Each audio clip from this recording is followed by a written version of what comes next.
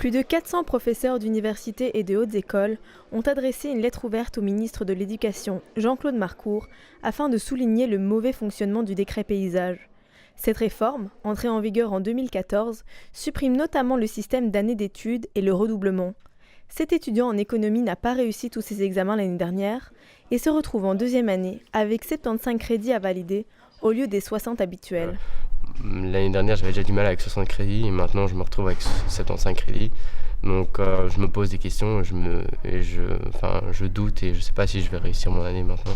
Les prérequis qu'il aurait dû acquérir en première année lui font défaut. Il devra donc réussir ses cours de première en priorité et laisser ceux de deuxième pour l'année prochaine. Je crois que c'est un bon système, mais la question que je me pose, c'est surtout en troisième.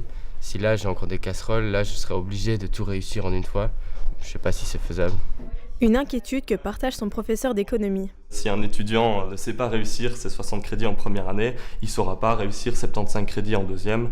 Et donc de toute façon, ça va se traduire en une année supplémentaire. Le manque d'orientation pendant les études secondaires, les nombreuses difficultés administratives liées au décret paysage et le faux sentiment de réussite des étudiants sont également dénoncés par les professeurs. La volonté d'un refinancement du système universitaire, pourtant à la base de la réforme, n'a pas atteint ses objectifs. Le décret paysage, qui est donc sorti en 2014, répond pas du tout à un besoin de refinancement que les universités avaient de base, à cause du fait que les étudiants allongent leur parcours universitaire.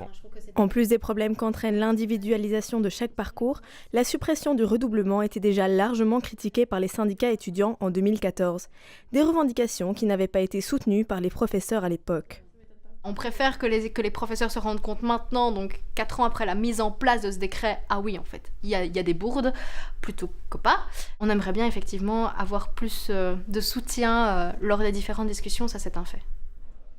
Un retour au système précédent ne semble pas être la solution. Chacune des parties soutient cependant une amélioration du décret actuel et espère que cette lettre ouverte sera la base d'un vrai travail de discussion.